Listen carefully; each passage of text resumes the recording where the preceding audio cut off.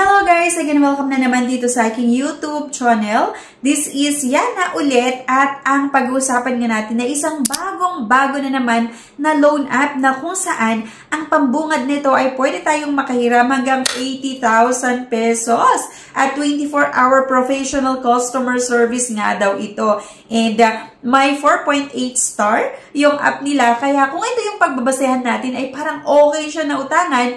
Pero yun nga yung busisihin natin. Paano ba yung interest, yung processing fees, magkano ba yung pwede nating mautang, lalong-lalo kapag first time nyo nga na manghiram. At syempre, i-check din natin mga beshes kung gaano ba kahaba yung terms nito. Mahaba nga ba or short term lang ulit. Pero bago ang lahat, kung lagi kang nanonood sa mga videos natin or maaari ngayon ka lang nanood, mag-subscribe ka na nga po para makasali sa aking pa-weekly pa-Gcash giveaways at meron nga din po tayong pa-cellphone giveaways na inia-announce po natin every 25th of the month. Kaya abangan nyo po yan ha. Ayan na nga ang pag-uusapan natin na itong Halo Peso Loan App Philippines. Under nga daw ito ng Fast Peso Loan Lending App. So ayan siya mga beshes. At ito yung sinasabi ko kanina na may 4.8 star nga daw. Meron nga kayong makikita dito na 24-hour professional customer service. So ibig sabihin kung may mga gusto tayong tanungin or kung may problema tayo sa loan app,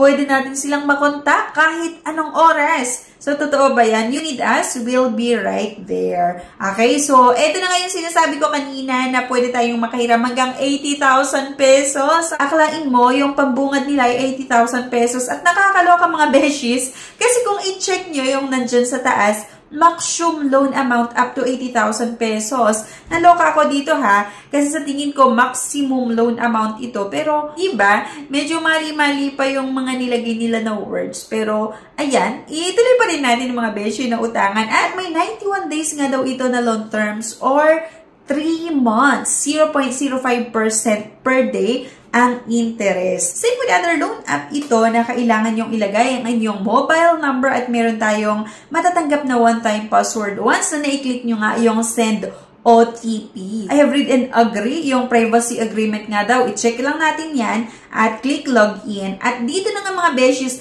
from 80,000 pesos, naging 20,000 pesos nga lang daw yung pwede kong mahiram. So, diba, nakakaloka kasi ang pambungad nga nito ay 80,000 pesos, diba? And then, habang tinutuloy ko yung pag-apply ko nga, ay naging 20,000 pesos lang. Pero sige, hindi pa rin tayo nawala ng pag-asa mga beshes. Tuloy pa rin natin na umutang dito. So, click lang natin or click ko lang ulit yung apply. At kung makikita nyo dyan, para nga daw makautang tayo dito, meron tayong kailangang sagutan.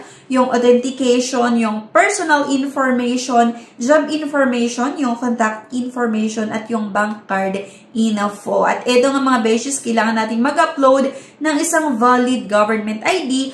At ang tinatanggap nga daw nito, or yung recommended ID type, ay you need driving license or driver's license, yung passport, PIN, SSS, voter's ID, health card, at national ID. Okay? And then, once nakapag-upload ka nga po ng isang valid government ID, meron nga po itong facial recognition na kung saan itatapat mo lang naman yung phone sa iyong mukha at i-follow yung instruction like i-blink mo yung mata or tumingin ka sa left or right, ganyan. And then, once natapos ka na dyan, kailangan mong sagutan itong personal information like yung gender, yung education, yung marital status, at hindi nga din status yung nakalagay dyan, marital state, okay? And number of children, loan purpose, ilalagay din natin daw yung ating email at yung home phone. And then job information, yung profession mo, yung work experience, yung monthly income, yung salary type, salary day, job type, at yung company name. Next, yung contact information. Meron itong hinahanap na 5 na personal references nga. At agad-agad mga beshes ay yung payment account information. So, dito nga mga beshes, kailangan yung ilagay kung saan nyo gustong matanggap yung loan proceeds. So, pwedeng e-wallet or pwede rin via bank or kung meron kayong bank account nga. So, sa akin, Gcash naman ang pinili natin mga beshes. Pero maliban sa Gcash, pwede daw din sa Paymaya Coins, sa Grabe, Shopee, and OmniPay. Gcash nga yung pinili ko.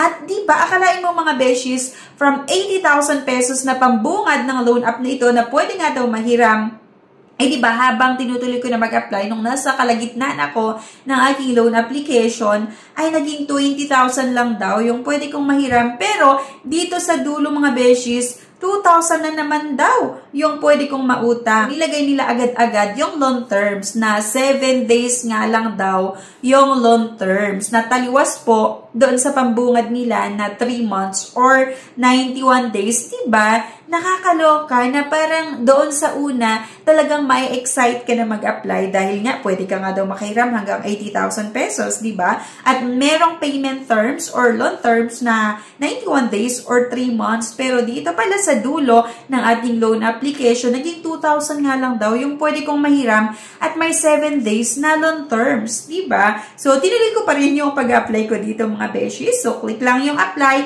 at dito na nga, are you sure about the loan? Confirm lang.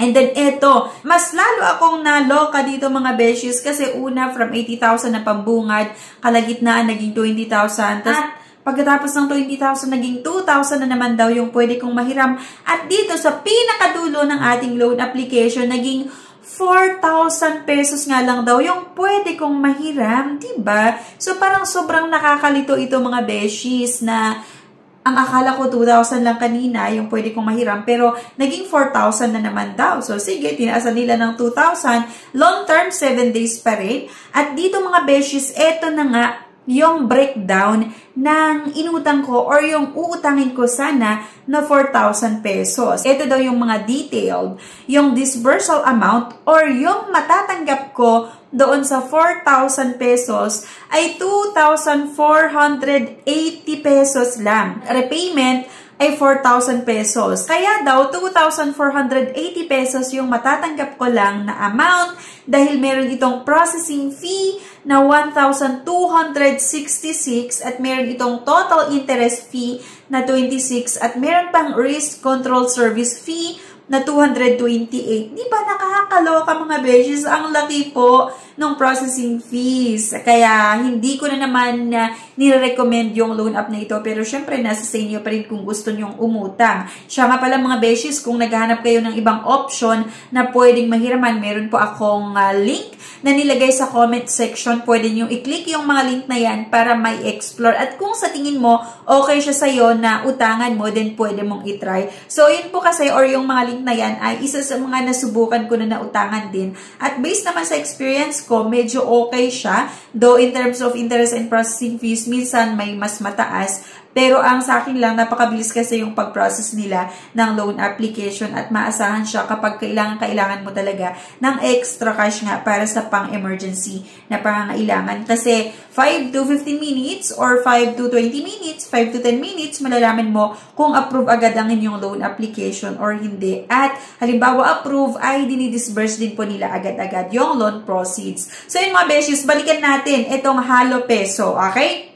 So, dito nga sa Halo Peso, 4,000 pesos yung pwede kong mautang. Merong loan terms na 7 days. At payment due date daw ay sa 5 or May 13, 2024. Kasi nga po, nag-apply ako ng May 7. May 13 yung due date. Doon sa 4,000 nga, 2,480 nga lang yung matatanggap ko. Kasi nga, may kakaltas ang Halo Peso na 1,266 na processing fee, total fees na 26, at or total interest fee na 26 at risk control service fee na 225 at yung natitira nga na 2,480 ay yun lang yung matatanggap ko at kailangan kong magbayad nga sa May 13, 2024 ng 4,000 pesos. Okay? Kaya hindi ko nire-recommend yung loan app na ito mga beshies, pero syempre nasa sa inyo pa rin yan kung gusto nyong utangan ito kahit napanood nyo yung reviews natin na napakataas yung processing fees, yung risk control fee daw at yung interest nga.